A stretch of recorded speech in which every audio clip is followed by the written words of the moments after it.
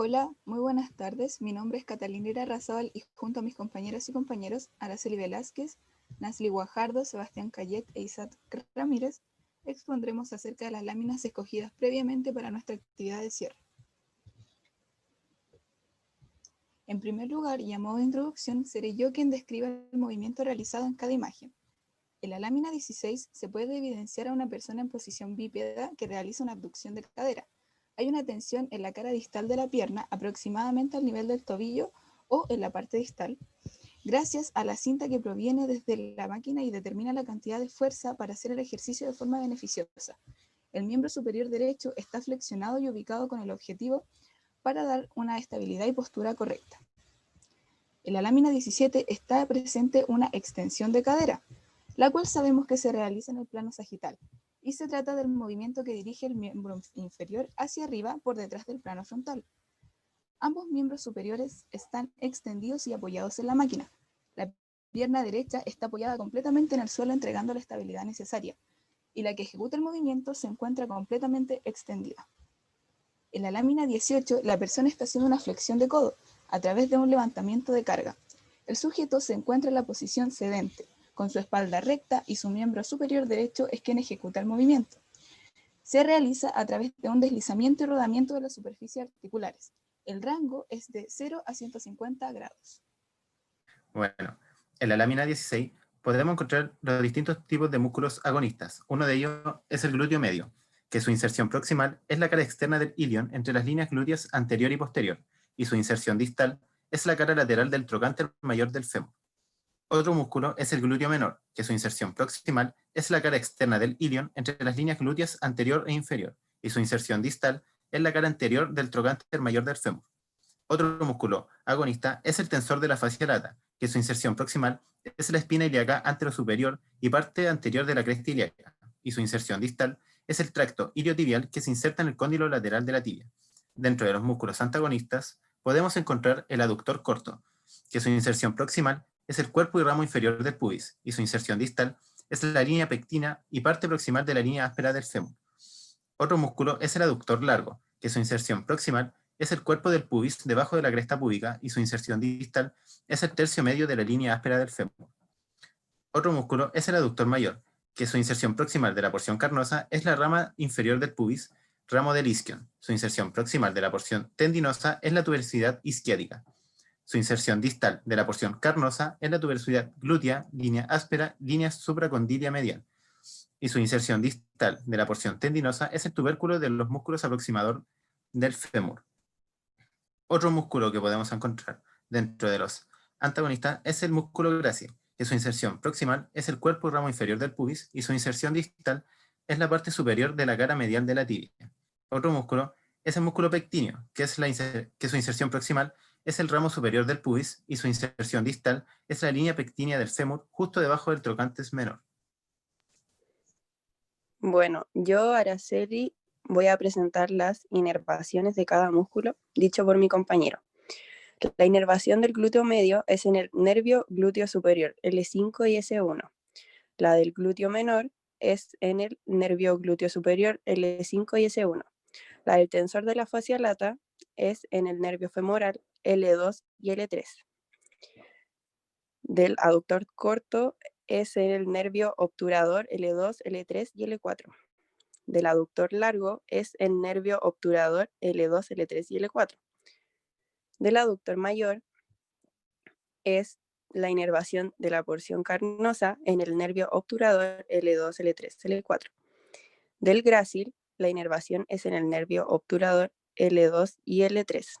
Del pectíneo, en el nervio femoral L2 y L3. Y también puede recibir una rama del nervio obturador. En la lámina 17, en los músculos agonistas podemos encontrar el glúteo mayor, que su inserción proximal es el ilion detrás de la línea glútea posterior, y cara dorsal del sacro y coxis, y ligamento sacrotuberoso. En la inserción distal, la mayoría de sus fibras terminan en el tracto iliotibial que se inserta en el condilo lateral de la tibia, como también algunas se insertan en la tuberosidad glútea del fémur. También está el isquiotibial, que se divide en semimembranoso y semitendinoso.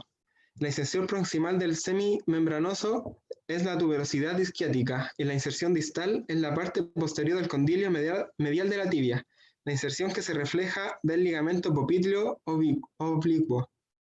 Y el semitendinoso, su inserción proximal es la tuberosidad isquiática y en la inserción distal es la cara medial de la parte superior de la tibia. También se encuentra el músculo bíceps femoral, cabeza larga y corta, siendo en este caso la cabeza larga que es la que actuará en el presente ejercicio. La cabeza larga, su inserción proximal es la tuberosidad isquiática y su inserción distal en la cara lateral de la cabeza de la fíbula. En este caso, el tendón es dividido por el ligamento colateral de la fíbula. Entre los músculos antagonistas está el psoas ilíaco o ilipsoas. El psoas menor, su inserción proximal son las caras de la vértebra T12 y L1 y disco intervertebral. La inserción distal es la línea pectínea eminencia de iliopectinia a través del arco iliopectíneo. El ilíaco, su inserción proximal es la cresta ilíaca, fosa ilíaca, ala del sacro y ligamentos sacroiliacos anteriores. La inserción distal, tendón del psoas mayor, trácter menor y parte distal del fémur. En el músculo psoas mayor, su inserción proximal son las caras de la vértebra T12 y L5 y discos intervertebrales. Inserción distal es trocánter menor del fémur. También está el músculo cuádriceps femoral, que ahí se encuentra el rector femoral, que es la flexión de la cadera. Su inserción proximal es la espina ilíaca anteroinferior e ilion, encima de la acetábula. Inserción distal. Base de la rótula y tuberosidad de la tibia a través del ligamento rotuliano. Y por último está el músculo sartorio, que su inserción proximal es la espina ilíaca anterior superior y parte superior de la escotadura inferior, y su inserción distal es la parte superior de la cara medial de la tibia. Bueno, las inervaciones de esta lámina son la del glúteo mayor, su inervación es en el nervio glúteo inferior, L5, S1 y S2. En el isquiotibial derivan dos músculos, el semimembranoso y el semitendinoso. La inervación del semimembranoso es en el nervio tibial de la división tibial del ciático L5, S1 y S2. Del semitendinoso, la inervación es en el nervio tibial, división tibial del ciático L5, S1 y S2. Luego viene el bíceps femoral, que tiene su inervación en el nervio tibial, división tibial del ciático L5, S1, S2. Luego, en los músculos antagonistas tenemos al psoas ilíaco o ilopsoas, que tiene su inervación en el nervio femoral, en los ramos ventrales de los nervios lumbares L1, L2 y L3. Luego tenemos el psoas menor, que su inervación es en el nervio femoral de la rama ventral de los nervios lumbares L1 y L2. Luego viene el ilíaco, que tiene su inervación en el nervio femoral L2 y L3.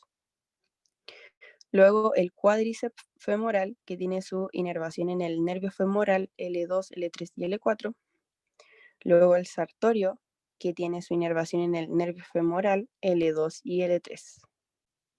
En estas láminas encontramos de músculos agonistas el bíceps braquial, el cual tiene su inserción en la cabeza corta, en la punta del proceso coracoides de la escápula, y su cabeza larga tiene inserción próxima en el tubérculo supraclenoideo de la escápula.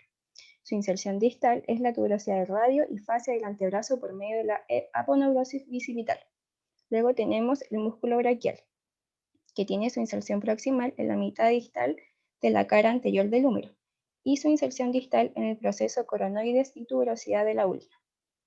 Luego tenemos el braquio radial, que tiene su inserción proximal en los 2/3 proximales de la cresta supracondilio lateral del húmero, y su inserción distal en la cara lateral del extremo distal del radio proximal al proceso estiloides.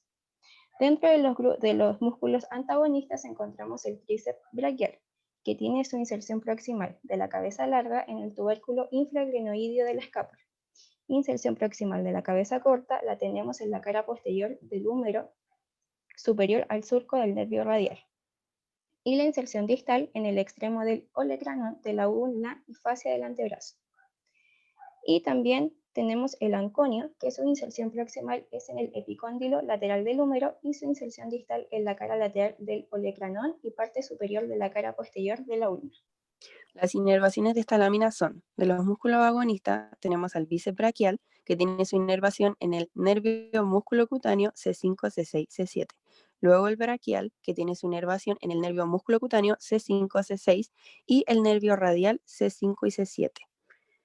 Luego tenemos al braquiorradial, que tiene su inervación en el nervio radial C5, C6, C7. Luego tenemos los músculos antagonistas, donde está el tríceps braquial con su inervación en el nervio radial C6, C7, C8. El músculo anconio, que tiene su inervación en el nervio radial C7, C8, T1.